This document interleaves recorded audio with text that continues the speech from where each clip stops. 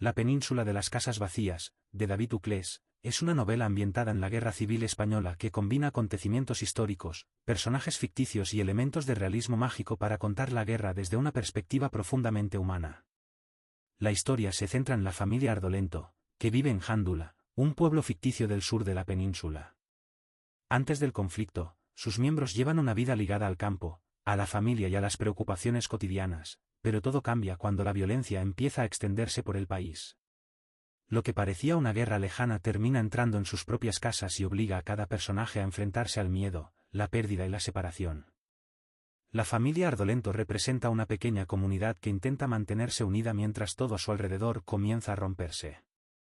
Entre sus miembros destaca Odisto, el padre, que trata de proteger a los suyos mientras la guerra transforma completamente su vida. Sus hijos también toman caminos diferentes y algunos terminan involucrados directamente en el conflicto. A medida que avanzan los acontecimientos, la familia deja de funcionar como una unidad y sus miembros se dispersan. Esta ruptura refleja una de las consecuencias más dolorosas de cualquier guerra: personas que se quieren pueden terminar separadas por sus ideas, por las circunstancias o simplemente por la necesidad de sobrevivir. Jándula es mucho más que el escenario de la historia. Al principio es un pueblo donde los vecinos se conocen, trabajan y comparten una vida relativamente sencilla. Sin embargo, la llegada de la guerra civil hace que las diferencias políticas adquieran una importancia enorme.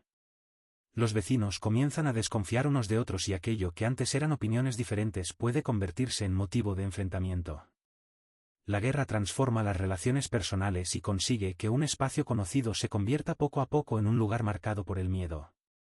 Uclés muestra así como un conflicto político puede terminar afectando incluso a quienes nunca quisieron participar en él. Uno de los elementos más originales de la novela es el uso del realismo mágico. David Uclés introduce situaciones extraordinarias y acontecimientos imposibles dentro de una narración histórica, pero los presenta con naturalidad. Lo fantástico no pretende ocultar la realidad de la guerra, sino expresar aquello que resulta difícil explicar con palabras convencionales.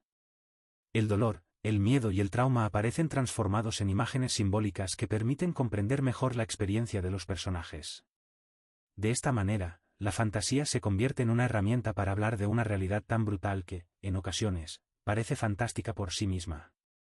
La historia de los Ardolentos se mezcla además con personajes y acontecimientos reales de la Guerra Civil Española. Figuras relacionadas con la literatura, la política y la cultura de la época aparecen junto a personajes ficticios, creando un relato en el que la historia con mayúsculas convive con las pequeñas historias de quienes sufrieron el conflicto. Esta mezcla recuerda que una guerra no está formada únicamente por generales, batallas y fechas. También está formada por familias que esperan noticias, personas que abandonan sus pueblos, niños que pierden su normalidad y ciudadanos anónimos cuyas vidas quedan marcadas para siempre. A medida que el conflicto avanza, los personajes pierden progresivamente el control sobre sus propias vidas. Algunos tienen que marcharse, otros se ven obligados a luchar y otros simplemente intentan mantenerse con vida. La violencia no afecta solamente a quienes están en el frente, sino también a quienes permanecen en sus hogares. El hambre, el miedo, las noticias de personas desaparecidas y la incertidumbre forman parte de la vida cotidiana. La novela consigue así mostrar la guerra desde una perspectiva cercana, centrada en sus consecuencias sobre las personas y no únicamente en los acontecimientos militares. El título adquiere cada vez más significado a medida que la historia avanza. Las casas vacías representan a las personas que tuvieron que marcharse, a quienes murieron y a quienes nunca pudieron regresar. Una casa no es solamente un edificio, contiene recuerdos, objetos, fotografías y la historia de las personas que la habitaron. Cuando sus habitantes desaparecen, la casa puede seguir en pie, pero pierde aquello que le daba sentido. Por eso, las casas vacías se convierten en una imagen de la ausencia y de todo lo que la guerra consigue borrar. La península queda llena de lugares que conservan las huellas de quienes ya no están. La familia Ardolento funciona también como una representación de España. Lo que ocurre dentro de esa familia refleja, a pequeña escala, lo que está sucediendo en el país. Las personas se dividen, los vínculos se rompen y las decisiones políticas terminan afectando incluso a quienes preferirían mantenerse al margen.